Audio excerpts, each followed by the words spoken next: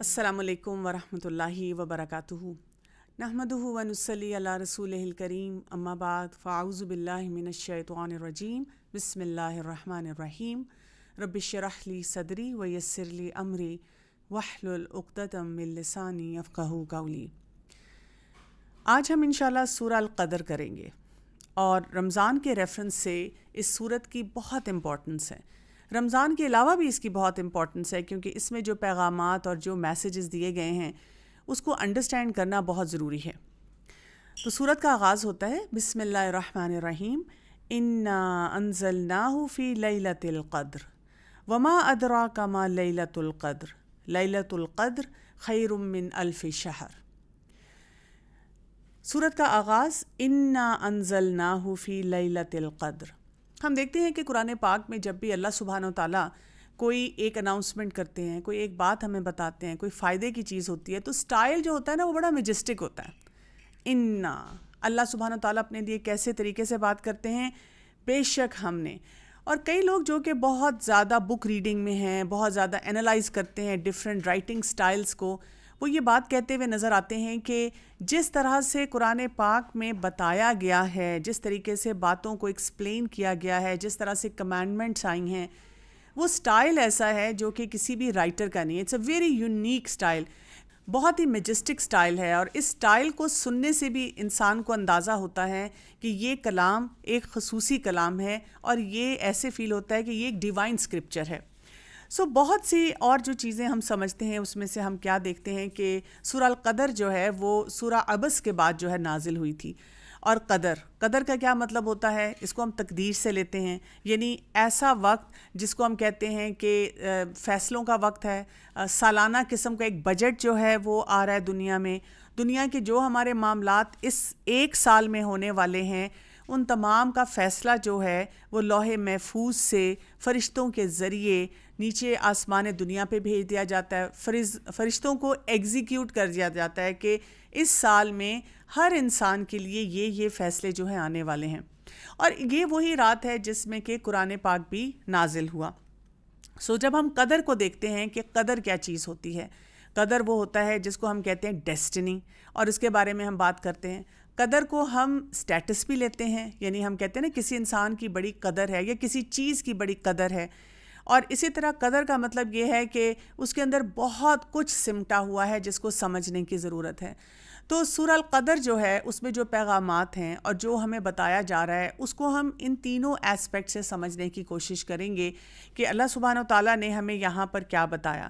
جب کہا جا رہا ہے انا انزلناہ فی لیلۃ القدر، کہ بے شک ہم نے نازل کی ہے لیلۃ القدر، رات کی بات ہو رہی ہے، بہت میجسٹک سٹائل ہے۔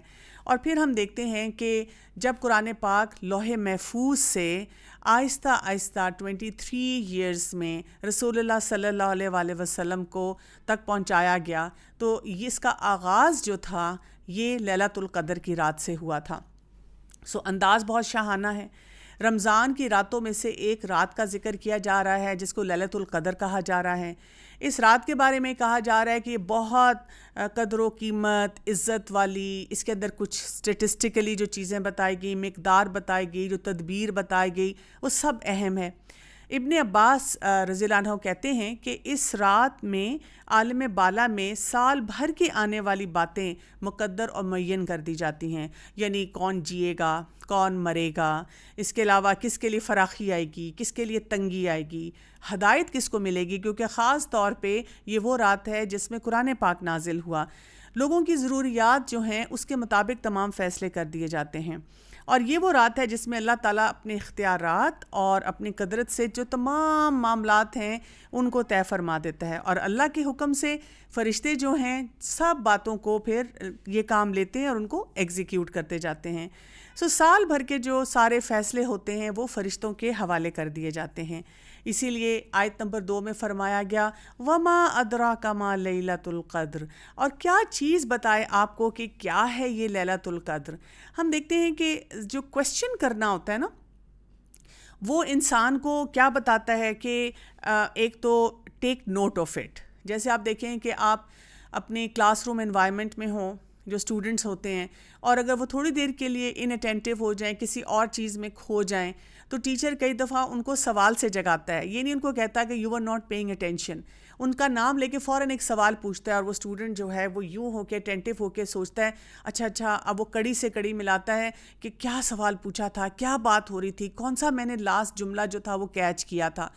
اسی طرح گھر میں بھی اگر ہم دیکھیں کہ جب ہمیں کوئی چیز کسی کو ایکسپلین کرنی ہوتی ہے تو کبھی کبھی بہترین انداز یہ ہوتا ہے بجائے اس کے کہ ہم اس کو ڈکٹیٹ کریں.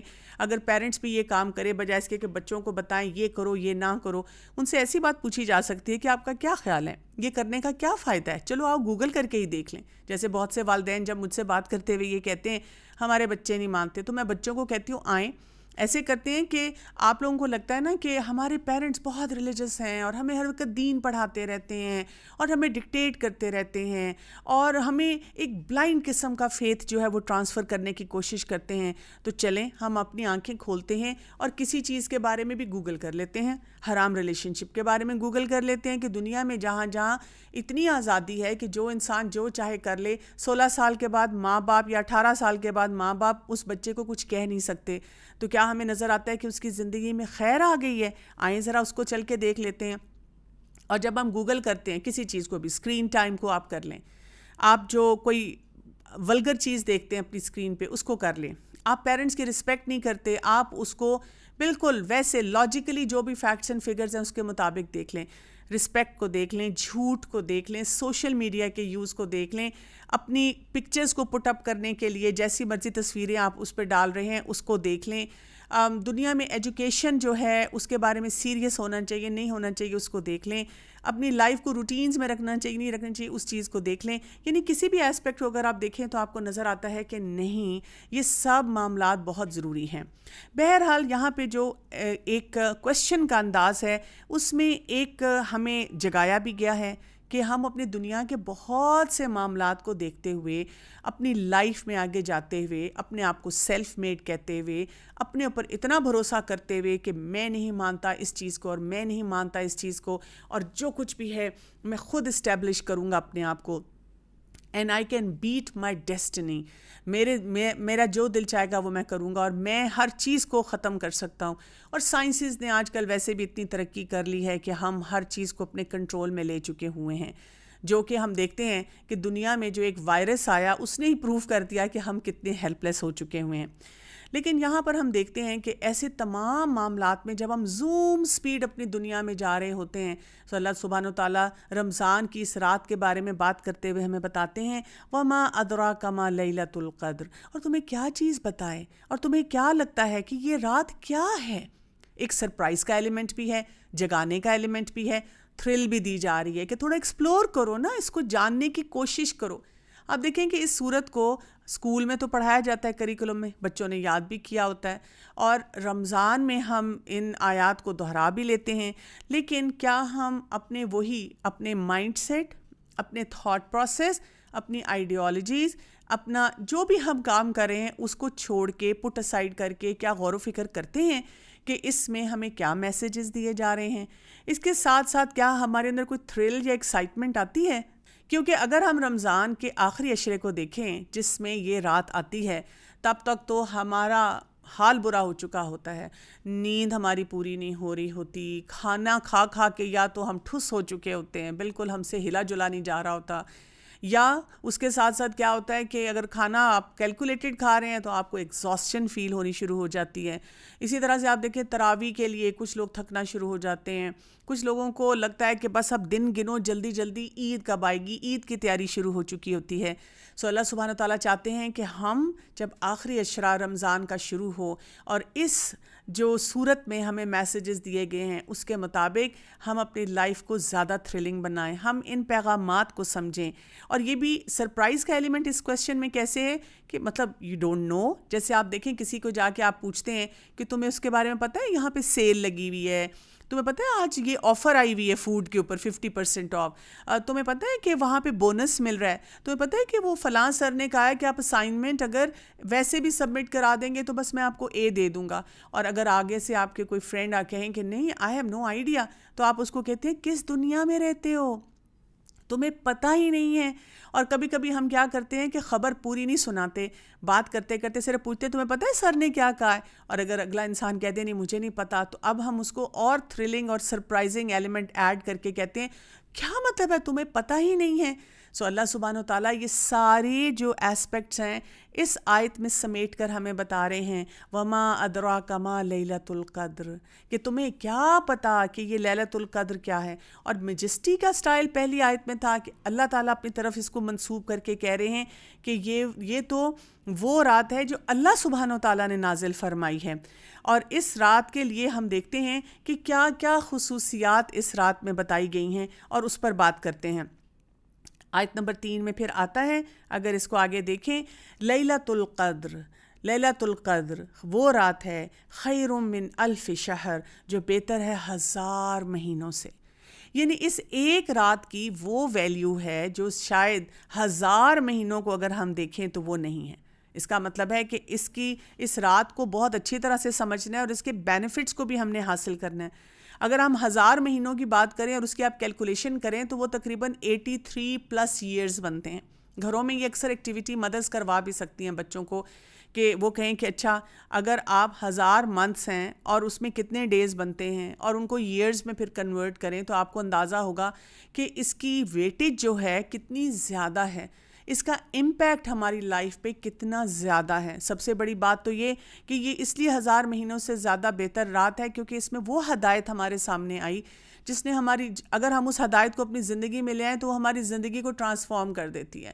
ایک انسان جو ہر وقت اپنے آپ کو ورتھ لیس سمجھتا ہے, اس کو اپنا پرپز آف لائف نہیں پتہ چلتا, کبھی ایک چیز پڑھتا ہے, کبھی ایک کیریئر میں جاتا ہے, کبھی ایک آئیڈیالوجی کے پیچھے جاتا ہے, کبھی ایک چیز کو فالو کرتا ہے, کبھی گانے سن کے سوچتا ہے کہ اچھا میں سنگر بن جاؤں, کبھی اس کے بعد جو ہے کسی اور سوشل میڈیا میں جا کر اپنے آپ کو مشہور کرنے کے لیے کچھ کرنا چاہتا ہے, کبھی ماں باپ کا تابعدار ہو جاتا ہے, کبھی ماں باپ سے پیچھے ہٹ جاتا ہے, کبھی کچھ, کبھی ایک دم سے ایک قسم کا گیٹ اپ اور کبھی دوسری قسم کا گیٹ اپ. لیکن یہاں پر کیا بتا دیا گیا کہ یہ تو وہ رات ہے, اگر آپ اس کی ویٹیج کو سمجھنا شروع کریں, اس کے اوپر غور و فکر کرنا شروع کریں, تو آپ کو یہ پتہ چلے گا کہ اس میں وہ کام ہو جائے گا جو آپ کی زندگی کو ٹوٹلی ٹرانسفارم کر دے گا. اس میں وہ ہدایت آئی ہے, اس میں وہ قدر, اس میں وہ ہماری زندگی کے فیصلے ہو جاتے ہیں کہ اگر ہم ان فیصلوں کو ایکسیپٹ کرنا شروع کر دیں, اللہ کی مشیت کے مطابق اپنی زندگی گزارنا شروع کر دیں, تو ہمارے لیے کیا کیا آسانیاں آنی شروع ہو جائیں گی. یہاں پر جو ایک حدیث میں ہمیں پتہ چلتا ہے کہ رسول اللہ صلی اللہ علیہ وآلہ وسلم نے ارشاد فرمایا تھا, جس نے اس رات میں ایمان اور احتساب کے ساتھ قیام کیا اس کے سارے پچھلے گناہ معاف کر دیے جائیں گے. اور اسی طرح ایک اور حدیث سے پتہ چلتا ہے کہ جو اس خیر سے محروم رہا وہ ہر خیر سے محروم رہا. یعنی اب اس کو یہ سمجھنے کی ضرورت ہے کہ یہ رات بہت اہم ہے. اگر لالچ انسان کو آئے کہ اچھا جسٹ دس ون نائٹ, اور اگر اس رات میں نے کچھ ایسی خاص ایکٹیویٹی کر لی جو کرنے کے لیے کہا جا رہا ہے تو مجھے اتنا بڑا بینیفٹ ملنے والا ہے, so why not invest in it. ہر طرح کا بزنس مین یہ چاہے گا کہ میں اس سے فائدہ حاصل کروں, ہر طرح کا اسٹوڈنٹ یہ چاہے گا کہ اگر بونس مل رہا ہے, ایک کورس ہے اس کو میں نے بس رجسٹر کر دینا ہے اور تھوڑا سا کام ایک دن کے لیے کرنا ہے, ایک رات کے لیے کرنا ہے اور بڑا کچھ ملنے والا ہے, تو وائی ناٹ. یعنی ہر انسان اپنا فائدہ چاہتا ہے نا. سو اللہ سبحانہ و تعالیٰ نے اسی فائدے کے مطابق, اسی ہماری ایک فطرت کے مطابق ہمیں ایک آفر پیش کی ہے. لیکن اب اس آفر کے ساتھ ہمارے پاس کچھ چیکس اینڈ بیلنسز ہیں. ایسے ہی ہوتا ہے نا, جب آپ کہیں پہ دیکھتے ہیں کہ سیل سیل سیل اور آپ کہتے ہیں اوف 70%, اتنا بڑا بڑا بینر لگا ہوا ہوتا ہے, اور جب آپ اس 70% کے پاس جاتے ہیں تو لکھا ہوتا ہے اپ ٹو 70%. خیر, اللہ سبحانہ تعالیٰ ہمیں اس قسم کا چیلنج نہیں دیتے, اس قسم کی کوئی ہمارے ساتھ کوئی دھوکے کی بات نہیں ہوتی کہ کہہ دیا جائے 1000 مہینوں سے بہتر ہے, لیکن جب ہم جائیں تو کہا جائے اپ ٹو. ہو سکتا ہے کہ سارے کام نہ ہوں اس میں, لیکن ایک چیلنج ہمارے لیے ہے, اور اس میں بھی ہم دیکھیں گے کہ ہمارے لیے اللہ تعالیٰ نے کتنی آسانیاں رکھی ہیں. ایک حدیث سے ہمیں یہ پتہ چلتا ہے کہ رسول اللہ صلی اللہ علیہ وآلہ وسلم کو یہ رات اسپیسیفکلی بتا دی گئی کہ یہ کون سی رات ہے. اور آپ صلی اللہ علیہ وآلہ وسلم اس خوشی میں اس رات کے بارے اپنی امت کو بتانے کے لیے آ رہے تھے۔ ایک اور روایت سے ہمیں یہاں پہ یہ بھی پتہ چلتا ہے کہ آپ صلی اللہ علیہ وآلہ وسلم جب پچھلی امتوں کے لوگوں کو دیکھتے تھے کہ ان کی کتنی لمبی عمریں ہوتی تھیں اور کتنی ان کو وقت ملتا تھا جس میں وہ اللہ کی عبادت کرتے تھے، تو رسول اللہ صلی اللہ علیہ وسلم کا یہ کنسرن ہوتا تھا کہ میری امت کی تو عمر بھی بہت چھوٹی ہے اور میری امت کے فتنے مال میں ہیں اور موت سے ڈر میں ہیں اور مٹیریلزم اور نفس کے جو ایسے فتنے ہیں، تو میری امت کا کیا بنے گا؟ تو اس پر اللہ سبحانہ تعالیٰ کی طرف سے اس قسم کے بونسز دیے گئے کہ اگر وہ ان کاموں میں اپنے آپ کو انویسٹ کر لیں گے تو عمر تھوڑی ہونے کے باوجود وہ وہی بینیفٹس حاصل کر سکیں گے جو پچھلی امتوں نے بہت لمبی عمر کے ساتھ حاصل کر لیے۔ رسول اللہ صلی اللہ علیہ وسلم کو جب اس شب قدر کے بارے میں، اس اسپیشل نائٹ کے بارے میں، نائٹ آف پاور کے بارے میں بتایا گیا، تو آپ صلی اللہ علیہ وآلہ وسلم باہر خوشی کے احساس کے ساتھ اپنے لوگوں کو بتانے کے لیے آ رہے تھے کہ یہ کون سی رات ہے۔ راستے میں کیا ہوا کہ آپ صلی اللہ علیہ وآلہ وسلم نے دیکھا کہ دو لوگ آپس میں لڑ رہے تھے، اور ان کی لڑائی دیکھ کر اور ان کو اس معاملے میں الجھا دیکھ کر آپ صلی اللہ علیہ وآلہ وسلم کو بھلا دیا گیا۔ اس پر آپ صلی اللہ علیہ وآلہ وسلم نے آ کر لوگوں کو یہی بتایا کہ یہ جو آخری 10 راتیں ہیں، ان میں سے طاق رات جو ہے اس میں لیلۃ القدر کو تلاش کرو، اس میں اس عبادت کرو۔ اب بہت سے لوگ یہاں پہ علماء کہتے ہیں کہ یہ 27ویں کی رات ہے، اور کچھ لوگ یہ کرتے ہیں کہ 27ویں کی رات کو صرف عبادت کرتے ہیں اور بیٹھ جاتے ہیں۔ اور آج کل کیونکہ سوشل میڈیا کا دور ہے، اس کی وجہ سے بہت سے لوگوں کو میں نے یہ بھی کرتے دیکھا ہے کہ کوئی نہ کوئی اسکالر بھی ہوتا ہے، کوئی ایکسپرٹ بھی ہوتا ہے، اور اس کو کچھ سائنز نظر آ جاتے ہیں، اس کو ایک فیلنگ ہو جاتی ہے جو قرآن اور سنت سے ہمیں پتہ چلتی ہے کہ شاید آج والی رات جو ہے وہ شب قدر کی رات ہے، اور وہ کیا کرتے ہیں سوشل میڈیا پہ اپنے اکاؤنٹ سے جا کر اس کو اناؤنس کر دیتے ہیں۔ وہ کہتے ہیں کہ آئی ہیڈ دس فیلنگ کہ ٹوڈے واز دس نائٹ۔ کبھی کبھی کچھ لوگ مووی بنا کر بھی اس کو ذرا شو کر دیتے ہیں، اور ہمارے جیسے لوگ جو ہیں وہ ویسے ہی چاہ رہے ہوتے ہیں کہ بونس ملے اور بہت کام بھی نہ کرنا پڑے، نہ محنت نہ کرنی پڑے، تو وہ لوگ کیا کرتے ہیں اسی رات پہ اگر عبادت کی ہے تو باقی راتوں میں سونا اور ریلیکس کرنا، اور وہی بات ہے اپنی تھکن عید کے لیے جو انہوں نے اپنی اسٹیمنا بلڈ کرنا ہے اس کی وجہ سے اپنی تھکن اتارنا شروع کر دیتے ہیں۔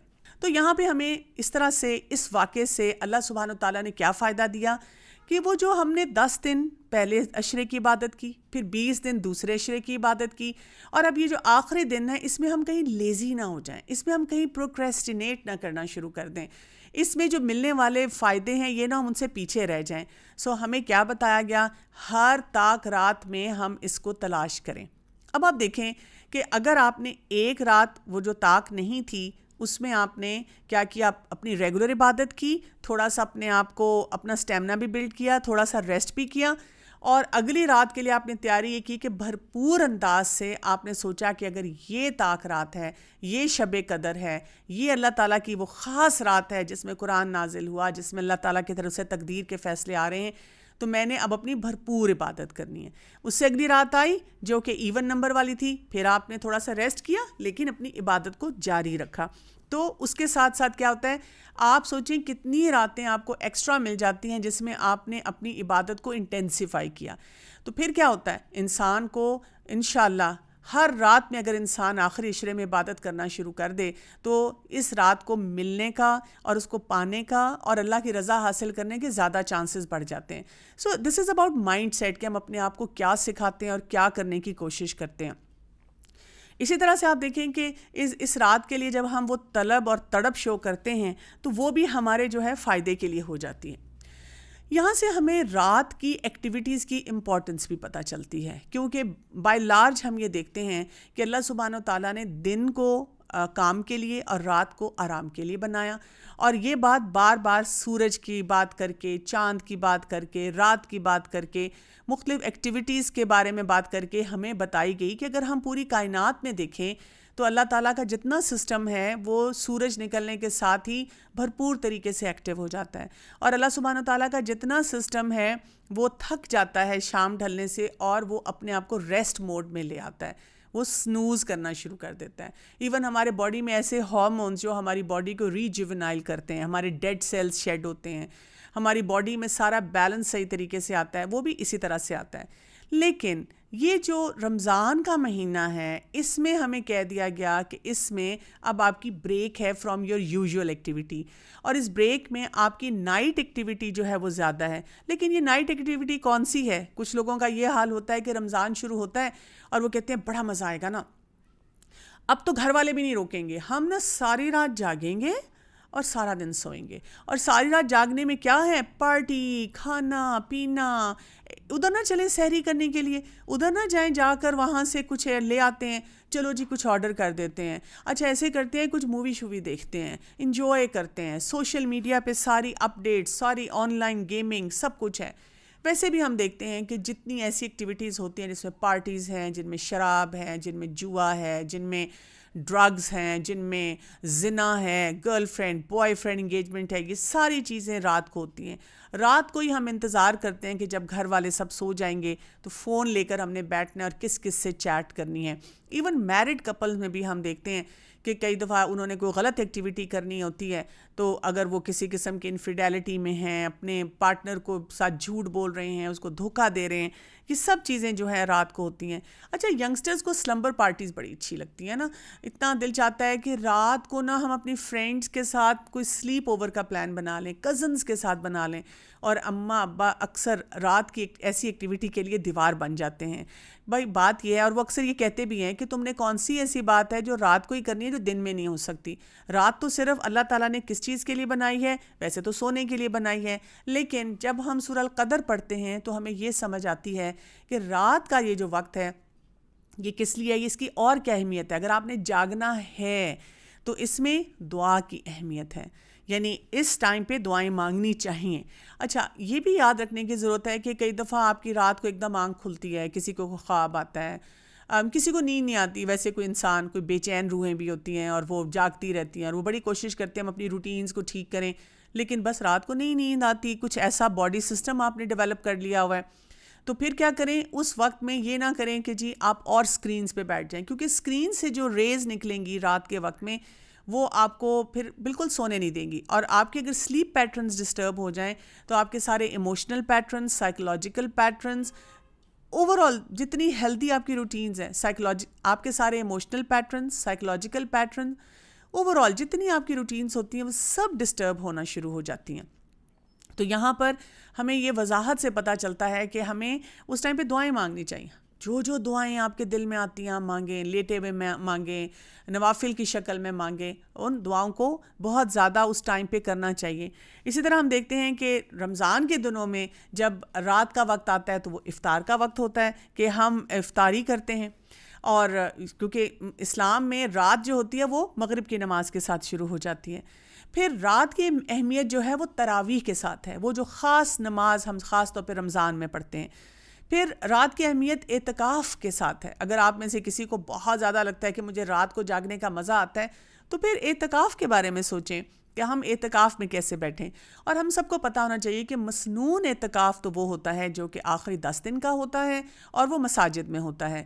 لیکن اگر ہمیں لگتا ہے کہ کوئی ایسے حالات ہیں کہ اس وقت اعتکاف ویسے نہیں ہو سکتا، کبھی آپ کی پڑھائی ہو سکتی ہے، کبھی کوئی باہر کے حالات ایسے ہو سکتے ہیں جس کی وجہ سے کسی قسم کی انسیکیورٹی ہو کہ آپ کو لگے کہ اب مسجد میں جا کے اعتکاف نہیں کیا جا سکتا، تو چلیں آپ اس کا ٹیسٹ چکھیں اور آپ گھر میں کر لیں. وہ مسنون اعتکاف تو نہیں ہوگا لیکن آپ کو ایٹ لیسٹ یہ فیلنگ دے گا کہ you are cutting off from the whole world, اور آپ بیٹھ کر اپنے رب کے ساتھ بات کر رہے ہیں، اس کی عبادت کر رہے ہیں، اسے اپنا تعلق مضبوط کر رہے ہیں، پرپز آف لائف کے بارے میں سوچ رہے ہیں.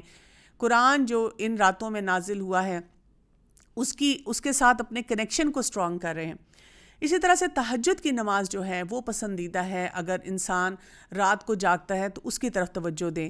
اور پھر جب ہم شب قدر کی بات کرتے ہیں اور لاسٹ 10 نائٹس آف رمضان کی بات کرتے ہیں تو اس میں یہ بہت امپورٹنٹ بات ہے کہ ہم سوچیں اور غور و فکر کریں کہ اللہ سبحانہ و تعالیٰ نے یہ جو اسپیشل نائٹ ہے یہ ہمارے لیے رکھی ہے اور اس میں جو بینیفٹس ہیں وہ ہم اس کو کیسے لیں.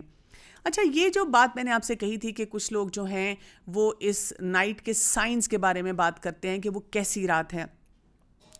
اس کے کچھ سائنس جو ہیں وہ ہمیں حدیث سے بھی پتہ چلتے ہیں، اور پھر جو بہت بڑے بڑے اسکالرز ہیں انہوں نے بھی بات کی ہے. وہ یہ کہتے ہیں کہ وہ جو لیلۃ القدر، جو شب قدر کی رات ہوتی ہے، اس میں جب سورج طلوع ہوتا ہے تو اس کی جو ریز ہوتی ہیں وہ بہت ویزیبل نہیں ہوتی، وہ بہت زیادہ آؤٹ اسٹینڈ نہیں کرتی. اسی طرح سے ایسی رات میں اکثر ہلکی سی جسے کہتے ہیں ڈریزل ہوتی ہے، ہلکی سی بارش پھوار پڑتی ہے تھوڑی سی. پھر یہ کہ اس رات میں آپ کو بڑی ایک پیسفل فیلنگ ہوتی ہے. اس لیے خاص طور پہ پیسفل فیلنگ ہوتی ہے کیونکہ یہ وہ رات ہوتی ہے جس میں فرشتے بہت زیادہ آ رہے ہوتے ہیں، اور یہ وہ رات ہے جو کہ ہمیں بتاتی ہے، یاد دلاتی ہے کہ قرآن پاک اس رات میں نازل ہوا تھا. اور جو موسم ہوتا ہے نا وہ بھی بڑے بیلنس کے ساتھ ہوتا ہے، تو آپ کو ایسی فیلنگ اس وقت آنا شروع ہو جاتی ہے کہ اس میں بہت ہی خیر ہے، بہت ہی کوئی اسپیشل بات ہے. اور اس کی وجہ سے لوگ جو ہیں ایسی پریڈکشنز کرتے ہیں. یہاں پر ایک سوال آج کے دور میں بہت اٹھتا ہے کہ اچھا جی اگر دیکھیں نا، میرے ملک میں اس وقت آڈ نائٹ ہے، لیکن کچھ ملک ایسے ہیں جن میں رمضان جو تھا ہم سے پہلے شروع ہو گیا تھا، اور وہاں پہ تو ایون نائٹ ہوگی. تو دس از سو کنفیوزنگ کہ آن دا گلوب اگر ہم دیکھیں ایک جگہ پہ ایون ڈے ہے، ایک جگہ پہ آڈ ڈے ہے، تو پھر ہم کیسے ڈیسائیڈ کریں گے کہ وہ، کیونکہ جو شب قدر ہے وہ تو آڈ نائٹ میں ہے. دیکھیں یہ اس طرح کی باتیں ہمیں نہیں سوچنی. ہمیں یہ کہا گیا ہے کہ کرنٹ ٹائم میں جہاں ہم رہ رہے ہیں اس کے مطابق ہم اپنے فیصلے کریں. ٹھیک ہے، اگر میں جس جگہ رہ رہی ہوں اور وہاں پر اس وقت ایک آڈ نائٹ ہے تو میں اس آڈ نائٹ میں اپنی عبادت کروں. میں یہ نہ سوچوں کہ دنیا کے دوسرے کونے میں وہاں پہ جو ایون نائٹ ہے اسی وقت میں، تو یہ کنفیوز مجھے کر رہی ہے کہ پھر آڈ نائٹ کیسے ہوگی. کیا اللہ تعالیٰ کے لیے کوئی مشکل بات ہے کہ ایک جگہ پہ یہاں ایون نائٹ ہے اور ایک جگہ پہ آڈ نائٹ ہے چاند کی وجہ سے، جو چاند ہم نے دیکھا تھا، اور اس کی وجہ سے اللہ تعالیٰ دو جگہ پہ مختلف اوقات میں کوئی کام نہیں کر سکتا؟ دنیا میں آپ دیکھیں کہ کسی یونیورسٹی میں اگر آپ داخلہ لیتے ہیں، اور اکثر یونیورسٹیز گلوبلی کنیکٹڈ ہوتی ہیں، تو یہ تھوڑی ہوتا ہے کہ اگر دنیا کے ایک جگہ پہ صبح ہے اور ان کی کلاسز صبح کو ہو رہی ہیں تو دوسری دنیا کے کونے میں وہی اگر اس کے ساتھ گلوبلی کنیکٹڈ ہیں تو وہ رات کو کلاسز جو ہیں اسی وقت کریں. نہیں، وہ ان کے مطابق ایک سکیجول کو فالو کرتے ہیں. سو ہم ایسی بحثوں میں نہ پڑیں، ہم ایسی کنفیوژنز نہ کریٹ کریں، نہ اپنے مائنڈ میں نہ کسی اور کے مائنڈ میں. ہمیں کہا گیا آپ نے اپنے ملک کے مطابق جس جگہ آپ رہ رہے ہیں آپ نے چاند دیکھا، اس کے مطابق جو آپ کی آڈ نائٹ آئی ہے آپ اس میں عبادت کریں، اور لیو دوز میٹرز کہ وہاں کیا ہے اور ادھر کیا ہے ٹو اللہ سبحانہ و تعالیٰ. اور ویسے بھی اگر ہم ہر رات کو اپنی آخری 10 دنوں میں جو ہے عبادت کے لیے اس کو فوکس کر لیں تو اس سے ہمیں زیادہ فائدہ مل سکتا ہے. تو یہ رات کیا ہے؟ آیت نمبر 3 میں جیسے ہم نے پڑھا، لیلۃ القدر خیر من الف شہر. یہ لیلۃ القدر وہ ہے جو 1000 مہینوں سے بہتر ہے. اور اس میں اس وقت کیا ہو رہا ہوتا ہے اس کو بھی سمجھے گا آیت نمبر 5 میں، آیت نمبر 4 میں جو آ رہا ہے، تتنزل الملائکۃ والروح فیہا باذن ربہم من کل امر.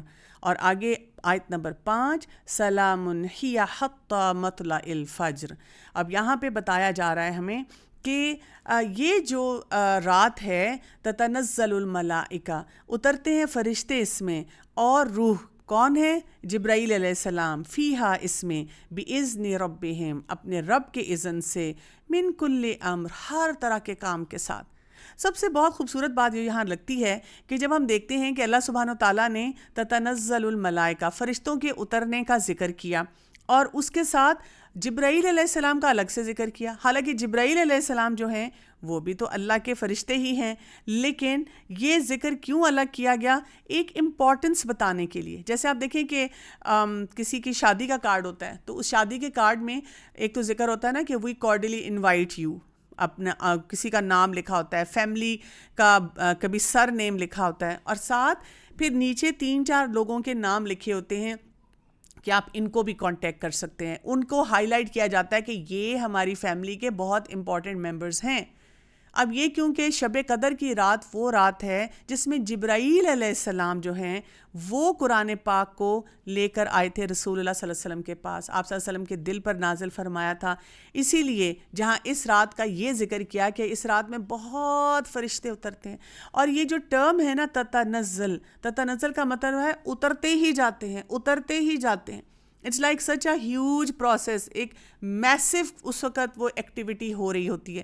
اسی لیے جو ہم کہتے ہیں نا کہ کچھ ہمیں سائنس نظر آتے ہیں، تو وہ سائنس کس نیچر کے ہوتے ہیں کہ وہ سکون جو ہوتا ہے، کیونکہ جہاں فرشتے ہوتے ہیں وہاں پہ سکون بہت زیادہ ہوتا ہے، وہاں پیس بہت زیادہ ہوتا ہے.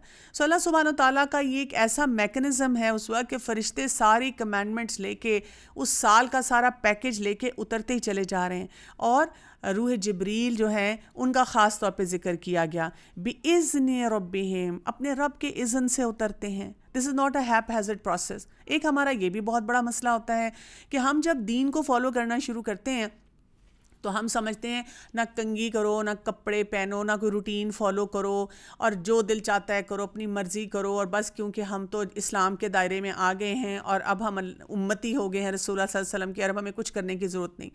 یعنی آپ کا پورا سسٹم آپ ڈس آرگنائز کر دیتے ہیں. حالانکہ آپ دیکھیں کہ جیسے ہی آپ قرآن اور سنت کو فالو کرتے ہیں تو آپ کو تو ایک ایک چیز کی سمجھ آ جاتی ہے.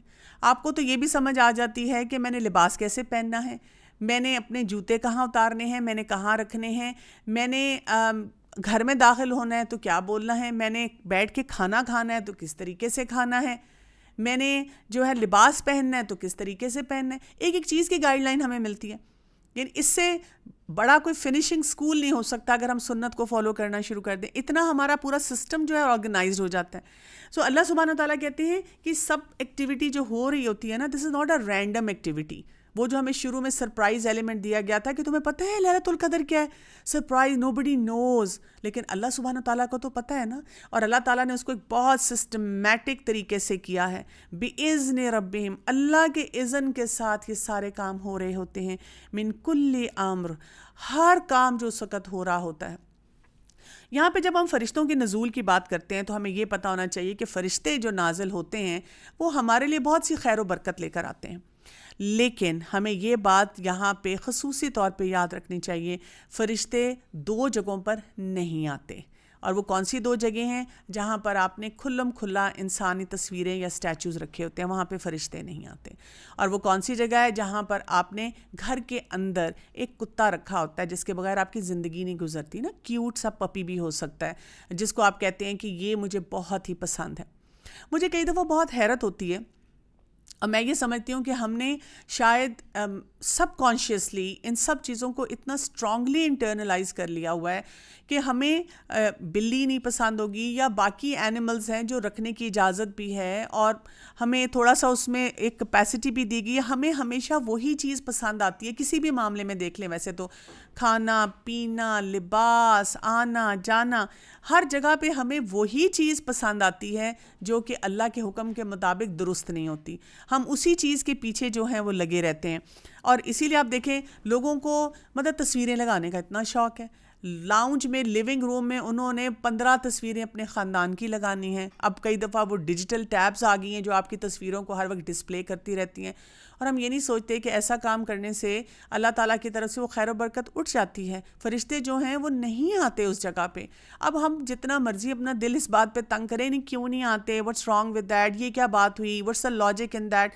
بس اللہ تعالیٰ نے بتا دیا ہمیں، اس کے پاس لاجک بھی ہے، ان چیزوں میں کوئی بنیاد بھی ہے، لیکن ہمارے لیے یہی کافی ہونا چاہیے سمجھنے کے لیے. دوسری امپورٹنٹ چیز، کتے کو ہم حفاظت کے لیے گیٹ پر تو رکھ سکتے ہیں، گھر میں تو رکھ سکتے ہیں، شکار کے لیے تو رکھ سکتے ہیں، لیکن گھر کے اندر نہیں رکھ سکتے. اور جیسے میں نے آپ کو کہا کہ اس کے ساتھ اس طرح چمٹنا اور اس کو پیار کرنا اور اس کو اس طرح پپی رکھ کے کرنا اور حسرتیں ہونی کہ ہائے اللہ کاش میں نا، مطلب میرے پیرنٹس جو ہے نا وہ مجھے نہیں رکھنے دیتے. I wish I can keep a dog in my house. مجھے نا بہت ہی کیوٹ لگتے ہیں. کیوں کیوٹ لگتے ہیں؟ جب اللہ تعالیٰ کا حکم ہے اور اللہ تعالیٰ نے اس چیز سے منع فرمایا ہے، اور ہم پھر سورہ کہف میں سے جو کتے کا ذکر ہے وہ کہانی نکال کر سناتے ہیں. پھر کئی دفعہ ہم ایسے سو کالڈ جو اسکالرز ہوتے ہیں وہ بھی ہمیں جو فتاویٰ دے دیتے ہیں کہ نہیں کتا رکھ سکتے ہیں، کوئی ایسا مسئلہ نہیں ہے، تو ہم ان کی طرف جاتے ہیں. جبکہ آپ دیکھیں کہ جیسے قرآن میں بھی ہمیں کلیئرٹی سے بتایا گیا کہ کن کن معاملات میں ہم کتے کو رکھ سکتے ہیں. حدیث میں ہمیں بتایا گیا وضاحت کے ساتھ. آپ دیکھیں کہ اگر ایک برتن میں کتا جو ہے وہ پی لیتا ہے، کھا لیتا ہے، تو کتنی دفعہ اس کو دھونے کے لیے کہا گیا، اس کا پروسیجر ہی کتنا لمبا ہمیں بتایا گیا. اسی طرح اس کے جب وہ آپ کے ساتھ ہوگا تو آپ کی ناپاکی ایسی آ جائے گی، آپ کے لیے نماز پڑھنے کے لیے مشکل ہو جاتی ہے. بہت سے معاملات میں جب ہمیں یہ بتایا گیا تو ہمیں اس کے بارے میں بہت محتاط ہونے کی ضرورت ہے. اور آیت نمبر 5 میں پھر کیا آ رہا ہے؟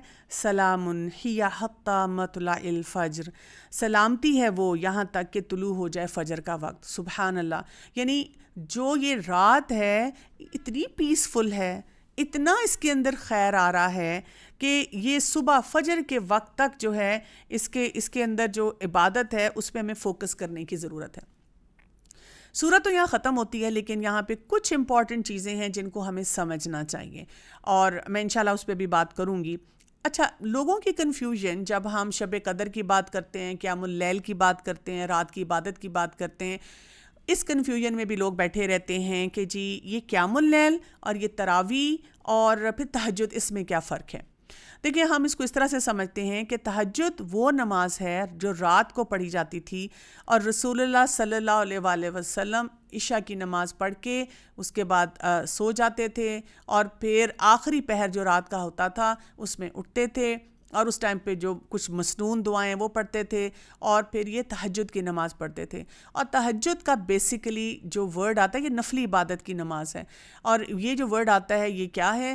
یہ ہے سو کر جاگنے سے جو اٹھنے وقت آپ جو نماز پڑھتے ہیں. کیونکہ لوگ ہر وقت، یہ اتنا کامن سوال ہے کہ اگر مجھے کسی وجہ سے نیند نہیں آ رہی تھی تو پھر میں تہجد نہیں پڑھ سکتی کیونکہ میں تو سوئی نہیں، میں کیسے مطلب پریٹینڈ کروں سونے کا؟ نہیں، اگر آپ کسی وجہ سے سبب سے جاگ ہی رہے ہیں اور تہجد کا وقت آ گیا تو آپ پڑھ لیں نماز، آپ کی آنکھ کھل گیا، پڑھ لیں نماز. لیکن یہ نماز ہے ہی وہ نماز جو روٹین میں تب پڑھی جاتی ہے جب آپ سوئے تھے اور اٹھ کے آپ نے اب نفل نماز پڑھی، کیونکہ رسول اللہ صلی اللہ علیہ وسلم ایسے پڑھا کرتے تھے. اچھا، اگر کوئی کہتے ہیں تو میں تو روز جاگ رہی ہوتی ہوں اس ٹائم پہ، تو میرا سوال ان سے یہ، آپ کیوں جاگ رہے ہوتے ہیں روز اس ٹائم پہ؟ This is not a healthy pattern. آپ کو چاہیے یہ کہ آپ اپنے پیٹرنز کو درست کریں. ہاں، اگر آپ کہتے ہیں کہ رمضان میں میری کچھ ایسی روٹین ہے اور میں تہجد پھر پڑھوں کہ نہ پڑھوں کیونکہ میں سوئی نہیں، تو آپ ضرور پڑھیں کیونکہ یہ نفلی عبادت ہوتی ہے. پھر ہم ایک اور ٹرم دیکھتے ہیں، تراویح. تراویح کیا ہے؟ یہ وہی نماز ہے تہجد کی، لیکن اس نماز میں کیا ہوتا ہے کہ اب آپ اس کو وہی 8 نفل جو ہوتے ہیں وہ پڑھ لیتے ہیں تھوڑا ارلی. آپ عشاء کی نماز کے ساتھ پڑھتے ہیں، آپ اس میں پورا پارا کور کر لیتے ہیں. اور آپ یہ رمضان کے لیے آپ کیونکہ نفلی عبادت پسندیدہ ہے، ہم نے بونس عبادت پہ جانا ہے نا، فرائض کو ہم نے بہت امپروو کرنے ہیں، اور ساتھ جو دوسری عبادت ہے اس کو ہم نے بڑھانا ہے. تو رسول اللہ صلی اللہ علیہ وسلم نے پھر یہ ایڈوائز کیا تھا کہ وہی جو کیا وہ نماز ہوتی ہے ہماری تہجد کی، اب ہم اس کو کیا کہہ دیتے ہیں؟ تراویح کی نماز ہے. اب وہاں پہ یہ بحث ہوتی ہے کہ 8 پڑھیں کہ 20 پڑھیں. دیکھیں، آپ 8 پڑھنا چاہتے ہیں 8 پڑھ لیں، 20 پڑھنا چاہتے ہیں 20 پڑھ لیں. رسول اللہ صلی اللہ علیہ وسلم کے زمانے میں 8 پڑھی جاتی تھی، اور لیکن 8 میں آپ دیکھیں کہ اس قدر طویل قرات ہوتی تھی اور ان کے سٹیمنا اتنے تھے کہ وہ اس کو کور کر لیتے تھے. لیکن کیونکہ یہ نفلی عبادت ہے تو عمر رضی اللہ عنہ کے زمانے کے بعد انہوں نے دیکھا کہ لوگوں کا سٹیمنا وہ نہیں رہا، تو انہوں نے کیا کرنا شروع کر دیا کہ انہوں نے اس کو سپلٹ کر دیا کہ اس کو 20 میں بھی پڑھا جا سکتا ہے. تو ہمیں اس بحث میں پھر نہیں پڑھنا، یہ نفلی عبادت ہے، اس لیے آپ اس کو 8 پڑھنا چاہتے ہیں 8 کے طریقے سے پڑھ لیں، کیونکہ رسول اللہ صلی اللہ علیہ وسلم نے 8 پڑھی تھی. آپ اس کو 20 پڑھنا چاہتے ہیں 20 پڑھ لیں. آپ 20 پڑھنے کے بعد اور نوافل پڑھنا چاہتے ہیں آپ وہ بھی پڑھ سکتے ہیں. اچھا، پھر ایک ٹرم آ جاتی ہے قیام اللیل. یہ کیا ہوتی ہے؟ قیام اللیل جو ہوتی ہے یہ اس کا مطلب یہ کہ آپ رات کی عبادت کر رہے ہیں. اس میں آپ کی وہ تراویح بھی آ جائے گی، نوافل بھی آ جائیں گے، اس میں آپ کا قرآن کا پڑھنا بھی آ جائے گا، اس میں آپ کی تسبیحات بھی آ جائیں گے، اس میں آپ کی اور بھی کوئی ایکٹیویٹی آپ کرنا چاہتے ہیں، چھوٹی سی ٹاک رکھنا چاہتے ہیں. جیسے کچھ لوگ کچھ دنوں میں رات میں جیسے اپنی فیملی کے ساتھ بھی ایکٹیویٹی کر لیتے ہیں. کئی دفعہ مساجد میں ایکٹیویٹی ہوتی ہے، کئی دفعہ کچھ فورمز پہ ڈفرینٹ ایکٹیویٹیز ہوتی ہیں قیام اللیل کے نام پہ. اس میں بچوں کو، اسٹوڈنٹس کو، ینگسٹرز کو، ایون بڑی عمر کے لوگوں کو سکھایا جاتا ہے کہ آپ ایک مزہ تو چکھیں نا اللہ کی عبادت کرنے کا، کیونکہ رات کی پارٹیز کے مزے تو لوگوں نے بہت چکھے ہوتے ہیں لیکن یہ مزہ نہیں چکھا ہوتا. تو یہ ساری چیز جو ہے یہ ان کو سکھائی جاتی ہے، طریقہ بتایا جاتا ہے. تو دس از اٹ کہ ہمیں پتہ ہو، لیکن ہمیں بار بار اپنے آپ کو بتانا ہے کہ جو نفلی عبادت ہوتی ہے نا اس پہ اتنی بحث نہیں ہونی چاہیے. ہاں، وہ نفلی عبادت سنت کے مطابق ہو. یہ نہیں ہے کہ ہم اس نفل عبادت میں ایسے ایلیمنٹ شامل کرنا شروع کر دیں جو بدعت بن جائیں. بس ہم نے یہ دھیان رکھنا ہے کہ وہ نفل عبادت ہماری اس پیٹرن پہ ہو جیسے کہ رسول اللہ صلی اللہ علیہ وآلہ وسلم نے بتایا. پھر ایک حدیث میں آتا ہے کہ عائشہ رضی اللہ عنہا نے فرمایا کہ انہوں نے رسول اللہ صلی اللہ علیہ وسلم سے پوچھا کہ میں کیا دعا پڑھوں اگر مجھے یہ جو لیلۃ القدر ہے وہ مل جائے، وہ حاصل ہو جائے. تو آپ صلی اللہ علیہ وآلہ وسلم نے اس وقت کے لیے کیا دعا بتائی؟ اللہم انک عفو تحب العفو فاعف عنی. کہ اے اللہ تو معاف کرنے والا ہے اور تو عفو درگزر کرنے والا ہے اور تو بہت تحب العفو، تو پسند کرتا ہے معاف کرنے کو، اور مجھے معاف فرما دے۔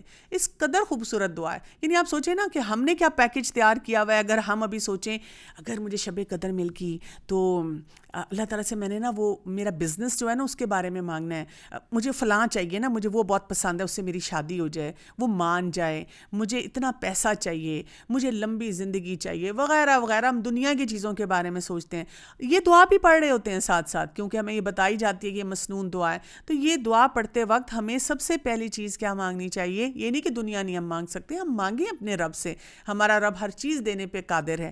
تو کیا ہے اس کے ساتھ ساتھ ہم یہ مانگیں اللہم انک عفو تحب العفو فاعف عنی، کہ اے میرے رب پہلے تو مجھے معاف فرما دے نا۔ وہ جو ہم نے پورا ایک پیکج جمع کیا ہوا ہے پورے سال میں، تو اس پیکج کو بھی تو ہم تھوڑا سا ختم کریں، شیڈ کریں نا۔ جیسے آپ کا کوئی مشین ہوتی ہے، کوئی آپ اس کی وہ سروس کراتے ہیں، اسی طرح سے آپ دیکھیں آپ کہتے ہیں میرا لیپ ٹاپ تھکا ہوا ہو گیا ہے، تو آپ کہتے ہیں کہ اس کو دوبارہ سے میں نے ری وائٹلائز کرانا ہے، اس کو جو ہے اس میں جتنے پروگرام فضول ہیں ان کو نکالنا ہے۔ کچھ لوگ اپنے سوشل میڈیا اکاؤنٹ پہ بھی اناؤنس کر دیتے ہیں کہ I have such a long friend list, اور بہت سے لوگوں کو میں نے ایڈ کیا ہوا ہے but they have never responded to any message, تو میں اب ان کو ڈی کلٹر کر رہا ہوں، میں ان کو نکال رہا ہوں وہاں سے۔ اسی طرح گھر میں بھی لوگ اینول صفائیاں کرتے ہیں کہ توبہ اتنی میں ہر وقت صفائی کرتی ہوں، پتہ نہیں اسٹور میں کیا کیا جنک جمع ہو گیا ہے۔ سو اللہ سبحانہ و تعالیٰ چاہتے ہیں کہ اس رات میں پہلے ہم اپنے وہ جنک، وہ اپنی سوچ میں جو ہم نے چیزیں ڈالی ہوئی ہیں، اپنے گناہوں کا لوڈ اٹھایا ہوا ہے، ہم اپنے آپ کو نا ریفریش کریں، ہم ایک نیا سٹارٹ لیں۔ اللہ تعالیٰ نے جو ہماری قسمت میں خیر و برکت رکھی ہوئی ہے، ہم اسے بھرپور فائدہ جو ہے اگلے سال کے لیے وہ اٹھائیں۔ اور اگر ہمارے لیے کوئی مشکلات آنی ہیں تو ہم اپنے آپ کو اس حد تک تقویٰ سے چارج کر لیں کہ جب وہ مشکلات آئیں تو ہم صبر اور شکر کے ساتھ جو ہے وہ پورا ٹائم جو ہے وہ گزاریں۔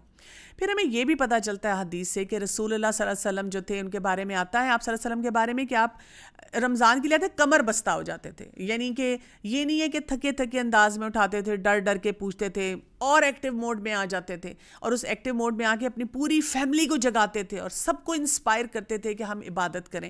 تو ہمارا بھی یہ ایٹیٹیوڈ ہونا چاہیے کہ اپنی فیملی کے ساتھ، اسٹرانگ فیملی بانڈنگ کے ساتھ لوگوں کو بلائیں اور کہیں کہ چلو لیٹس میک اے پلان، ہم مل کے یہ ٹارگٹ سیٹنگ کے ساتھ یہ قرآن پڑھتے ہیں، یہ قیام اللیل کرتے ہیں، یہ تراویح پڑھتے ہیں، اچھا ذکر کرتے ہیں، اچھا آج ہر ایک کی آپ نے ایک ڈیوٹی لگا دی کہ آج آپ نے یہ بتانا ہے، آج آپ نے یہ کام کرنا ہے، آپ نے اس چیز کو دیکھنا ہے۔ سو اگر ہم چاہتے ہیں نا کہ ہم اپنے آپ کو اسیس کریں تھوڑا سا، what kind of a person I am, کیا میری کوئی کوالٹی ہے، کوئی ٹریٹ ہے، ویئر ڈو آئی اسٹینڈ، تو اس کو ہم کہتے ہیں کہ نائٹ چیک کریں، جو ریالٹی چیک ہو آپ کا، کہ آپ کی راتیں کس چیز میں گزرتی ہیں۔ اگر آپ کی راتیں جو ہیں بیکار چیزوں میں گزرتی ہیں تو آپ دیکھیں کہ کتنا کچھ کام کرنے کی ضرورت ہے۔ ہماری رات جو ہے نا وہ اللہ کی عبادت کے لیے ہونی چاہیے، اللہ کے ساتھ تعلق کو مضبوط کرنے کے لیے ہونی چاہیے۔ اگر آپ میں سے کوئی کہتا ہے کہ میری کوشش تو بہت ہے لیکن مجھ سے یہ کیا نہیں جاتا، تو پھر کیا کرنا ہے آپ کو کام؟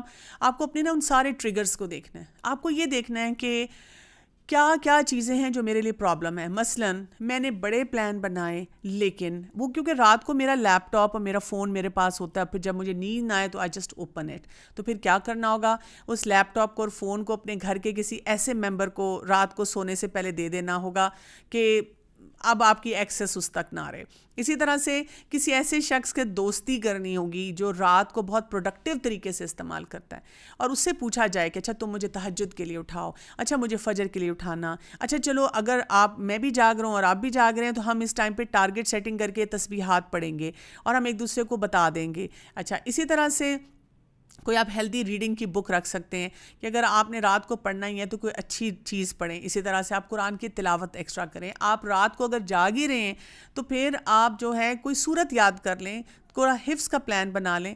اب دیکھیں جنرلی بھی ہم دیکھتے ہیں کہ اگر ہم جاگے ہوئے ہیں نا، وہ ایک پرانے زمانے میں ایک مقولہ ہوتا تھا کہ اگر آپ کو رات کو نیند نہیں آ رہی تو آپ کیا کریں کہ آپ نا وہ لیمپس گننا شروع کر دیں، ایک گزری دوسری گزری، نمبرنگ کرنا شروع کر دیں تو آپ کو نیند آ جائے گی۔ لیکن حقیقت یہ ہے کہ اگر آپ وہ لیمپس گننا شروع کرتے ہیں آپ کی گنتی ختم ہو جاتی ہے، لیکن وہ بکریاں نہیں ختم ہوتی کہ وہ پھلانگ پھلانگ کے آتی جا رہی ہوتی ہیں۔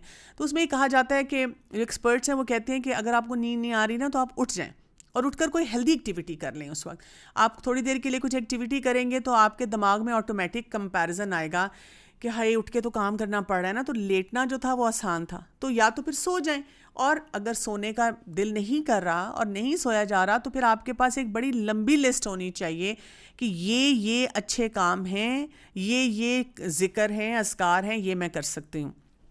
پھر یہ شب قدر جو ہے ہمیں یہ بھی بتاتی ہے کہ یہ وہ رات ہے جس میں اللہ سبحانہ تعالیٰ کی طرف سے قرآن نازل ہوا۔ تو رمضان کی اہمیت، شب قدر کا جو بونس ہے، یہ قرآن کی وجہ سے ہے، جو اللہ تعالیٰ کی طرف سے ہدایت ہے۔ اور یہ دیکھیں کہ یہ جو تکرار کی گئی ہے کہ تم کیا جانو اس کی قدر، اس رات کی قدر، یہ اسی لیے کہ ہائی لائٹ کیا جائے کہ ہم قرآن کی امپورٹنس کو سمجھیں۔ جیسے کہ ایک حدیث میں آتا ہے کہ رسول اللہ صلی اللہ علیہ وسلم نے ارشاد فرمایا، جس شخص نے قرآن سیکھا مگر پھر بند کر کے گھر میں رکھ دیا یا لٹکا دیا، نہ تلاوت کی پابندی کی، نہ احکامات پر غور و فکر کیا، قیامت کے دن قرآن اس کے گلے میں پڑا ہوا آئے گا اور اس کے بارگاہ میں شکایت کرے گا کہ آپ کے اس بندے نے مجھے چھوڑ دیا تھا، آپ اس معاملے میں میری مدد فرمائیں۔ سو اب بہت سے لوگوں کے ساتھ یہ معاملہ ہوتا ہے، کیونکہ ایکچولی ہمارا ایک اور بھی مسئلہ ہے کہ بچپن سے نا ہمیں بتایا جاتا ہے قرآن کیا ہے، ختم کرو ختم کرو ختم کرو، پھر پڑھنا ہے۔ ٹیچر سے بھی پوچھتے ہیں قرآن کب ختم ہوگا، بچے کو بھی کہتے ہیں بیٹا قرآن ختم ہو جائے نا پھر تم یہ کرنا۔ تو ہم ایک مائنڈ سیٹ بنا دیتے ہیں کہ قرآن کو بس ایک دفعہ پڑھ لیا، ختم کر کے کہیں رکھ دو، بس وہ سیلیبریشن آمین کے ساتھ ختم ہو گئی، جبکہ قرآن ایک ہماری لائف لائن ہے جو ہر وقت ہمارے ساتھ ہونی چاہیے۔ اور ہر رمضان میں شب قدر جو ہے یہ ہمیں دوبارہ وہ ریمائنڈر دیتی ہے کہ the importance of Quran in my life. اور میری زندگی میں اس وقت فرشتے ایسے ایسے فیصلے لے کر آ رہے ہیں اس سال کے لیے کہ ان میں اگر میں نے سروائیو کرنا ہے تو اس ہدایت کے ساتھ سروائیو کرنا ہے، اس کے بغیر میں سروائیو نہیں کر سکتا۔ اسی لیے ایک اور حدیث میں بھی آتا ہے کہ یہ قرآن یا تمہارے حق میں یا تمہارے خلاف حجت ہوگا، تو ہمیں یہ بھی ڈیسائیڈ کر لینا چاہیے۔ تو یہ کوئی ایسی معمولی کتاب نہیں ہے کہ ہم نے اس کو چوما، اس کو کہیں رکھ دیا، بلکہ ہمیں اس کے مقصد کو بھی بہت اچھی طرح سے سمجھنا ہے۔ اور کیونکہ یہ وہ رات ہے جس کے بارے میں ہم نے بات کی ہے کہ یہ ہمارے لیے فیصلے لے کر آتی ہے، یہ ہمارے لیے جو وہ قدر ہے وہ والے فیصلے اللہ تعالیٰ کی طرف سے آتے ہیں۔ اور میں نے آپ کو پہلے بھی ذکر کیا تھا کہ تقدیر ایک ایسی چیز ہے جس کے بارے میں لوگ ہمیشہ بہت الجھے رہتے ہیں، اور تقدیر ایسا معاملہ ہے جس کو سمجھنا بھی ہے ہمیں، لیکن سمجھنا کس حد تک ہے؟ اس حد تک سمجھنا ہے کہ ہم لاسٹ نہ ہو جائیں، اور اس حد تک سمجھنا ہے کہ ہم اس میں اتنے انڈلج نہ ہو جائیں کہ اور کنفیوژنز اپنے لیے لے آئیں۔ سو پہلی بات ہمیں یہ سمجھنی ہے تقدیر کے معاملے میں، اگر ہم کچھ چیزیں دیکھ لیں کہ اللہ سبحانہ تعالیٰ نے فرمایا ہے کہ اللہ تعالیٰ ہر بندے کے لیے 5 چیزیں لکھ چکا ہے۔ کیا کیا چیزیں ہیں؟ اس کی عمر لکھ چکا ہے، اس کا رزق لکھ چکا ہے، اس کا عمل لکھ چکا ہے کہ وہ شقی ہوگا یا سعید ہوگا، یعنی کیا کیا چیزیں لکھ دی گئی ہیں کہ ہماری ایج کتنی ہے۔ سو یہ ہمیں اس چیز سے، خوف سے، پیرانوائڈ ہونے سے بچا لے، لیکن اتنا بھی ڈیرنگ نہ بنائے کہ ہم کہ میں ایسے کرتی ہوں ٹال بلڈنگ پہ جاتی ہوں اور میں وہاں سے نیچے جمپ کرنے کی کوشش کرتی ہوں، قسمت میں ہوگا تو بچ جاؤں گی، قسمت میں نہیں ہے تو مر جاؤں گی۔ اس قسم کے فیصلے کرنے سے بھی ہمیں روکا گیا ہے کہ اپنے آپ کو ایسے نہیں کرنا، لیکن اللہ تعالیٰ کی طرف سے وہ سارے فیصلے ہوئے ہیں، اور اللہ تعالیٰ کو پتہ ہے کہ ہم میں سے کون جو ہے صحیح راستے پہ چلنے والا ہے، کون غلط راستے پہ چلنے والا ہے۔ اسی طرح انسان کا رنگ اور انسان کا جو ٹیمپرمنٹ ہے وہ بھی قسمت میں لکھا گیا ہے۔ بڑی انٹرسٹنگ ایک حدیث ہے، اس میں آتا ہے کہ رسول اللہ صلی اللہ علیہ وسلم نے ارشاد فرمایا، بے شک اللہ تعالیٰ نے آدم کو مٹی کی ایک مٹھی سے پیدا کیا جسے ساری زمین سے جمع کیا گیا، بس بنی آدم زمین کی مٹی کے لحاظ سے ہیں، ان میں سے کوئی سرخ ہے، کوئی سفید ہیں، کوئی سیاہ ہیں، اور کوئی بین کوئی نرم خو ہیں، کوئی سخت طبیعت کے ہیں، کوئی بری طبیعت کے مالک ہیں، کوئی اچھی طبیعت کے مالک ہیں۔ اب آپ دیکھیں اسی وجہ سے ہمارا جو حساب ہے اگر آپ دیکھیں تو وہ ایک جیسا نہیں ہے، مطلب گھر کے جو جتنے افراد ہیں ان میں سے ہر ایک کا ٹیمپرمنٹ ڈفرینٹ ہے۔ سو اللہ سبحانہ تعالیٰ نے کمپیریٹیو اسٹڈی میں نہیں ہمیں جنت میں داخلہ دینا کہ اچھا یہ 6 لوگ تھے نا گھر میں تو ان میں سے کس نے زیادہ نمازیں پڑھیں، کس نے زیادہ قرآن پڑھا۔ ہم میں سے ہر ایک کا حساب جو ہے انڈیویجولائزڈ ہے، ہمارا پیپر انڈیویجول ہے، میرا ٹیمپرمنٹ یہ ہے، میرے انوائرمنٹ یہ ہے، میری سچویشن یہ ہے، میرے پوٹینشیلز یہ ہیں، میری لمیٹیشنز یہ ہیں، ان میں رہتے ہوئے میں نے کس طرح سے بیسٹ پاسبل اللہ کی عبادت کی۔ پھر ہمیں یہ بھی پتہ چلتا ہے کہ رزق ہمارا جو ہے وہ فکسڈ ہے، اسی لیے ہمیں بار بار بتایا جاتا ہے کہ رزق کی وجہ سے ہم کبھی پریشان نہ ہوں. ہم وہ اسباب ضرور اختیار کریں جس سے رزق بڑھتا ہے, ان اسباب پہ ضرور نظر رکھیں جس سے رزق میں کمی آتی ہے, لیکن ہم یہ نہ سوچیں کہ میں نے اگر دنیا کو خوش کیا تو مجھے رزق ملے گا. جیسے کئی پیرنٹس اپنے بچوں کو دین اس لیے نہیں فالو کرنے دیتے کہ اگر تمہارا یہ حلیہ ہوا تو تمہیں شادی کون تم سے کرے گا, تمہیں جاب کون دے گا. تو بات یہ ہے, یہ ویزا ملنا, یہ شادی ہونا, یہ جاب ہونا, یہ سب رزق کی شکلیں, اور یہ اللہ تعالیٰ نے جو ہمارے لیے لکھ دی ہے نا, ارسپیکٹیو کہ ہمارا کیا حلیہ ہے, کیا گیٹ اپ ہے, وہ ہمیں ملنا ہی ملنا ہے. اسی طرح بیماری بھی تقدیر میں ہوتی ہے. اس کا یہ مطلب نہیں کہ ہم احتیاط نہ کریں, لیکن ہمیں یہ ضرور پتہ ہونا چاہیے کہ کئی بیماریاں جو ہیں وہ اس طرح سے آتی ہیں. پھر اولاد کا ملنا, پھر موت کا وقت جو ہے وہ بھی اللہ تعالیٰ کی طرف سے پورا فکسڈ ہے. اب ہمیں یہاں پہ یہ سمجھ آ جانی چاہیے کہ اللہ تعالیٰ نے بہت سے فکس پیٹرنز اس میں دیے ہوئے ہیں, اور یہ جو شب قدر ہوتی ہے اس میں اس جو سال کے سارے فیصلے ہیں وہ فرشتوں کے ذریعے آ رہے ہوتے ہیں. اب تھوڑا سا ہم یہ دیکھیں کہ تقدیر کے کچھ مراتب بھی ہوتے ہیں, مرتبے بھی ہوتے ہیں, کچھ اس کے لیولز بھی ہوتے ہیں. پہلا لیول کیا ہے کہ اللہ تعالیٰ کو ہر چیز کا علم ہے, خواہ وہ چیزیں ہوئیں نہ ہوئیں, ممکن ہیں نہیں ممکن, یہ اللہ تعالیٰ کا علم ہے کہ اللہ تعالیٰ کو آگے تک کا پتہ ہے کہ ہم میں سے کس نے جنت میں جانا ہے, کس نے جہنم میں جانا ہے, کس نے ان گیون ٹائم کیا فیصلہ جو ہے وہ کرنا ہے, اور جو ہو چکا ہے, جو ہو رہا ہے, جو ہونے والا ہے, وہ اللہ تعالیٰ کو سب کچھ پتہ ہے.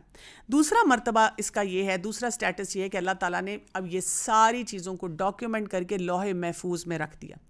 تیسرا جو اس کا سٹیٹس آ جاتا ہے وہ یہ ہے کہ ہر کام اللہ تعالیٰ کی مشیت پر ہے. وہ جو چاہتا ہے وہ ہوتا ہے, جیسے چاہتا ہے وہ ہوتا ہے, جب وہ چاہتا ہے وہ ہوتا ہے, because this is has domain. وہ المالک ہے, وہ کریٹر ہے. یعنی جیسے ہم اپنے کمرے میں کہتے ہیں نا کہ میرے کمرے میں یہ سیٹنگ ہو, میرے کمرے میں یہ آئے یہ نہ آئے, یہ میرا لیپ ٹاپ ہے, یہ میرا پاس ورڈ ہے, اسی طرح سے ہماری زندگی میں جو کچھ بھی ہو رہا ہوتا ہے وہ اللہ تعالیٰ کی طرف سے ہے. اس لیے ہم اس کو بدل نہیں سکتے, نہ ہمیں اسے بدلنے کی طرف جانا چاہیے. پھر اس کے بعد ایک چوتھا سٹیٹس آتا ہے, وہ یہ ہے ہمارا اس بات پہ پکا ایمان ہونا چاہیے کہ جو تمام کائنات میں جو کچھ بھی ہو رہا ہے وہ اللہ تعالیٰ کی مخلوق ہے, اور وہ اللہ تعالیٰ کے بنائے ہوئے اس سسٹم کے مطابق سارے کام کر رہی ہے. اب یہ ساری باتیں جاننے کے بعد اکثر لوگ جو لاجک پیش کرتے ہیں وہ کہتے ہیں, اور اسپیشلی اگر کوئی گناہ کرتے ہیں, اب کہتے ہیں میں نے تو اس لیے جھوٹ بولا نا, اللہ نے میری قسمت میں لکھا تھا, اب میں کیا کروں, اللہ نے مجھے بدتمیز ہی بنایا ہے, تو that's why I will miss behave with every one. میرا تو کوئی قصور نہیں ہے نا, تمہیں وہ ایسی مٹی سے بنا دیا, مجھے ایسی مٹی سے بنا دیا. تو یہ ایک بیکار قسم کی بات ہے جس کو ہم فالو کرتے ہیں, اور ہمیں اس میں یہ سوچنے کی بہت زیادہ ضرورت ہے کہ اس میں ہماری نفس جو ہے نا اس کی لذت اور اس کی خواہشیں ہیں جو ہمارے سامنے آتی ہیں. کیونکہ اس زمانے میں لوگ بھی, قرآن پاک میں ہمیں آتا ہے کہ بار بار کہتے تھے کہ اگر اللہ چاہتا تو ہم شرک نہ کرتے, اگر اللہ چاہتا تو ہم ایسے نہ ہوتے. تو ہمیں یہ پتہ چلنا چاہیے, یہاں پہ ہمیں یہ ایک چیز سمجھنی چاہیے کہ جو کچھ باتیں اللہ تعالیٰ نے تقدیر میں لکھی ہیں وہ اللہ تعالیٰ کے فیصلے ہیں, اور اللہ تعالیٰ نے وہ ہمارے سامنے کھول کے بیان نہیں کیے. They are his secrets. مثلاً میں جو اب اس وقت گیون ٹائم میں یہاں آپ کے سامنے بیٹھی ہوئی ہوں, اللہ تعالیٰ کو تو پتہ ہے, ایک ایک منٹ ایک ایک سیکنڈ کا پتہ ہے کہ میں کیا کرنے والی ہوں, کیا بولنے والی ہوں, کیا میرے دل میں ہے, کیا میری سوچ میں ہے, کیا میرے ایکشنز میں ہے. لیکن مجھے تو نہیں پتہ نا کہ اللہ تعالیٰ نے میرے لیے جو وہ میرے فیصلے ہیں وہ کیا ہوئے میں. مجھے تو یہ پتہ ہے کہ ان دس گیون ٹائم میں چاہوں تو یہ بولوں, میں چاہوں تو یہ نہ بولوں, میں چاہوں تو یہ کروں, میں چاہوں تو یہ نہ کروں. سو میں تو ارسپیکٹیو کہ کیا میرے لیے فیصلہ لکھا گیا ہے, مجھے اتنی فری ول دی گئی ہے کہ میں اپنی عقل کو استعمال کر سکتی ہوں. دوسری بات یہ کہ اللہ سبحانہ و تعالیٰ نے ہمیں جہاں پہ یہ فری ول دی ہے وہاں پر ہمارے اوپر ریسٹرکشنز بھی ہیں. مثلاً میں اپنے دل کو اپنی مرضی سے دھڑکنے کے لیے روک نہیں سکتی. میں یہ نہیں کہہ سکتی کہ اسٹاپ بیٹنگ, یا اس کو دیکھ کے تو تم بہت زیادہ دھڑکو, یا میرے لنگس کو میں کہوں کہ تم اس طرح سے کام کیوں نہیں کرتے, کڈنیز کو کہوں کہ مجھے اس وقت آپ کی یہ فنکشنز چاہیے. نہیں, میں کسی کو بھی جو ہے حکم نہیں دے سکتی اپنی مرضی سے. اسی طرح اللہ تعالیٰ نے ہمارا ان میں سے کسی چیز پر بھی حساب نہیں رکھا، یعنی جو آخرت کے لیے ہمیں بتایا گیا، جنت میں جانا، جہنم میں جانا، وہ سارے وہ فیکٹرز ہیں کہ اگر ہم وہ کام کریں گے تو ہمیں فائدہ ہوگا اور ہم وہ فیصلہ کر کے جنت میں جا سکتے ہیں، اور اگر ہم وہ فیصلہ نہیں کریں گے تو ہم جہنم کی طرف جائیں گے۔ تو ہمیں اس چیز کے بارے میں بھی بہت زیادہ یہ یاد رکھنے کی ضرورت ہے کہ ہم یہ کہہ کے کہ جی مجھے اللہ تعالیٰ نے میری قسمت میں یہ لکھا تھا کہ میں نے یہ غلط کام کرنا تھا، اس لیے میں غلط فیصلے کرتے چلے جاؤں۔ ہمارا ایک اصول کیا ہونا چاہیے کہ تقدیر کے معاملے میں نے الجھنا نہیں ہے۔ یہ اصول ہونا چاہیے کہ اگر کوئی مصیبت آئی ہے تو وہ میری قسمت میں لکھی تھی تو آئی ہے، لیکن I should not be sitting on it۔ اس وقت اگر ایک مشکل آئی ہے تو اللہ سبحانہ و تعالیٰ مجھے اس پہ اجر دے گا اگر میں نے صبر کیا، شکر کیا، مزید اس کی طرف رجوع کیا۔ اور اگر کوئی مصیبت نازل ہوئی ہے تو وہی مجھے اس سے بچا سکتا ہے۔ اب میں اس سے متنفر ہو جاؤں، میں جو ہوں پٹ آف ہو جاؤں ریلیجن سے، میں کہوں کہ میری زندگی میں یہ ساری تلخیاں جو ہیں دین کی وجہ سے ہیں، if Allah can do everything for me why doesn't he come to my rescue، جو نعوذ باللہ اس طرح کے جملے بولتے ہیں، یہ کہنے سے میرا مسئلہ نہیں حل ہوگا۔ مجھے وہ صحیح فیصلہ اس ٹائم پہ کرنا ہوگا تو میرا مسئلہ حل ہوگا۔ دیکھیں کئی دفعہ لوگ کہیں آفس میں کہیں کام کرتے ہیں اور ان کو کسی بات پہ باس پہ غصہ آئے نا تو کوئی ان کو کہتا ہے سنو غصے میں نہ جانا، لاجیکل طریقے سے جا کے اپروچ کرنا، لاجیکلی اپروچ کیا تو بات کی ویٹیج ہوگی، غصے میں بات کی تو ویٹیج نہیں رہے گی۔ اسی طرح ہمیں یہ بھی پتہ ہونا چاہیے اور یہ یقین ہونا چاہیے کہ اللہ تعالیٰ کے جتنے فیصلے ہیں جو ہماری تقدیر میں ہیں وہ انصاف پر ہیں۔ ہم اس میں گلے شکووں کو شامل نہ کریں کہ ایسے کیوں میرے ساتھ ہوا۔ جیسے دیکھیں اگر اللہ تعالیٰ نے کسی کی قسمت میں لکھ دیا ہے، قدر میں آ گیا ہے اس دن کہ اس سال میں اس نے ختم ہو جانا ہے، اور اب ہم کہیں کہ سچ ایکسیڈنٹل ڈیتھ، ان ایکسپیکٹڈ ڈیتھ، ہم نے کیوں یہ سوچا ان ایکسپیکٹڈ ڈیتھ؟ ہمیں تو اللہ تعالیٰ نے بتا دیا کہ جب ہم پیدا ہوئے ہیں تو ایک ایکسپائری ڈیٹ کے ساتھ پیدا ہوئے ہیں، ہمیں اس کے بارے میں اپنے آپ کو بار بار ریمائنڈر دینے کی ضرورت ہے۔ پھر یہ بھی یاد رکھنے کی ضرورت ہے کہ اللہ تعالیٰ کو ہم سے اچھی امید ہے، اسی لیے اللہ تعالیٰ نے جو مشکلات ہماری زندگی میں رکھی ہیں وہ ہمارے گناہوں کا کفارہ بنتی ہیں۔ اگر ہم اس ٹائم پہ اس مشکل میں اپنے آپ کو آف لوڈ کرنا شروع کریں اور ہم اللہ تعالیٰ سے اور زیادہ قریب ہوں، اللہ تعالیٰ سے اور زیادہ دعائیں جو ہیں وہ مانگیں، تو اسی لیے ایک اور کام بھی کرنے کی ضرورت ہوتی ہے۔ اگر ہم چاہتے ہیں کہ ہم اپنے آپ کو بری تقدیر سے، برے فیصلوں سے، مشکلات سے بچائیں تو ہمیں کیا کرنا ہے؟ اپنے جو اللہ تعالیٰ نے ہمیں حفاظتی میکنزم پورے دیے ہیں ان کو بہت ہائی پہ رکھنا ہے۔ کیسے؟ صبح شام کی دعائیں آپ پڑھیں، ہر موقع پہ جو ہمیں پروٹیکشن کے لیے دعائیں بتائی گئی ہیں، سجدوں کی کثرت کریں، نماز پڑھیں، قرآن کو جتنا ہم فالو کریں گے ہم ان چیزوں سے، نفس کے فتنوں سے بچیں گے، شیطان کے وسوسوں سے بچیں گے، اور جو مشکلات آئیں گی ان کو ہم سہ پائیں گے اور اس میں ہم صحیح فیصلے جو ہیں وہ کرنا شروع کر دیں گے۔ اسی طرح سے آپ دیکھیں صدقہ جو ہے وہ کیا کرتا ہے؟ ہر مشکل اور بلا کو ٹالتا ہے۔ اپنی عادت بنا لیں کہ ہم نے صدقہ ضرور دینا ہے۔ اب کئی دفعہ بڑے جو ہیں وہ تو دیتے رہتے ہیں، لیکن جو ینگسٹرز ہوتے ہیں وہ کہتے ہیں میرے پاس ہے کیا صدقہ دینے کے لیے؟ So it could be anything, چاہے آپ 5 روپے اور 10 روپے جو ہیں وہ ڈیلی نکالیں، چاہے آپ اپنی کوئی چیز شیئر کریں، چاہے آپ اسمائل کریں، چاہے آپ ٹینجیبل انٹینجیبل فارم میں صدقہ ہر شکل میں ہر دن آپ دینا شروع کریں۔ پھر اسی طرح سے یہ بھی یاد رکھنا کہ اگر کسی مشکل پہ جو تقدیر میں لکھی ہوئی ہے and I am help less on that, میں نے صبر کیا تو اللہ تعالیٰ کی طرف سے مجھے بہت اجر ملنے والا ہے، اور میں جتنا زیادہ اللہ کی حدود کی حفاظت کروں گی اتنا زیادہ تقدیر کے جو فیصلے اس میں سیف رہوں گی۔ اللہ تعالیٰ سے ہمیشہ حسن ظن جو ہے ہمیں رکھنا ہوگا، اور اسی طرح سے ہمیں دعا کے ساتھ ہر آزمائش، ہر مشکل کا مقابلہ کرنا ہوگا، کیونکہ دعا جو ہے وہ تقدیر کو بدل سکتی ہے۔ اسی طرح سے جب ہم تقدیر کے فیصلوں کو ایکسیپٹ کرتے ہیں تو ہمارے دل میں اللہ کی بڑائی اور عظمت زیادہ ہونی چاہیے، اور لوگوں کا خوف نہیں ہونا چاہیے کہ یہ پتہ نہیں کیا کر دے گا، یہ کیا۔ ہمیں ہمیشہ اپنے آپ کو یہ بتانا ہے کوئی انسان میرا نقصان کر ہی نہیں سکتا، جو کہ اللہ چاہے تو کچھ بھی نہیں ہو سکتا۔ ایون جیسے لوگ نا جادو کے معاملات میں بہت ڈرتے ہیں، تو آپ دیکھیں اس میں بھی کیا آتا ہے، بِإِذْنِ اللہ، یعنی یہ چیزیں نقصان تبھی دیتی ہیں اگر اللہ کا اذن ہوگا، اور اگر ہوگا تو اس میں ہماری پوچھ نہیں ہے۔ اس پہ پوچھ ہماری یہ ہے کہ ان اے سرٹن سچویشن ہمارے بیہیویئرز کیا تھے، ہم نے کون سے کام کیے۔ پھر ہم یہ کہ اللہ تعالیٰ کی جتنی دی ہوئی نعمتیں ہیں جو تقدیر میں ہماری لکھی گئی ہیں ان کو بھی آئیڈینٹیفائی کریں اور دیکھیں کہ اللہ تعالیٰ نے کیا خوبصورتیاں ہمارے اندر بکھیری ہیں۔ تو مجھے کئی دفعہ بہت افسوس ہوتا ہے جب میں بہت سے لوگوں کو دیکھتی ہوں کہ وہ جب آپس میں بیٹھ کے بات کرتے ہیں تو وہ ایسی چیزوں میں الجھنا شروع کرتے ہیں، ایسے ایسے سوالات اٹھاتے ہیں، ایسی ایسی کنفیوژنز کیری کرتے ہیں۔ اپنی لائف کو سمپلیفائی کریں۔ شب قدر کیا ہے؟ ایسی رات ہے جو بہت اہم ہے، جو ہمیں قرآن کی ویلیو دیتی ہے، جو ہمیں تقدیر پہ ایمان سکھاتی ہے، تقدیر کو ایکسیپٹ کرنا سکھاتی ہے، اور ہمیں یہ بتاتی ہے جو فیصلے اس سال میرے لیے آئے ہیں، میں نے اس رمضان میں اپنے تقویٰ کو اتنا زیادہ سپر چارج کی ہے، اللہ کے ساتھ اپنے تعلق کو اتنا اسٹرانگ کیا، اللہ کی خشیت اپنے اندر میں اتنا لایا ہوں کہ اگر جو آسانیاں آئیں گی میرے لیے اس میں اللہ کا شکر گزار بندہ بنوں گا، مشکلات آئیں گی تو میں اللہ سے تعلق کو اور مضبوط کروں گا اور اس ٹیسٹ کو ہر صورت میں اللہ کے حکم کے مطابق اور سنت کے مطابق طریقے اپنا کر پاس کرنے کی کوشش کروں گا۔ ربنا تقبل منا انک انت السمیع العلیم وتوب علینا انک انت التواب الرحیم سبحانک اللہم وبحمدک اشہد ان لا الہ الا انت استغفرک واتوب الیک۔ السلام علیکم ورحمۃ اللہ وبرکاتہ۔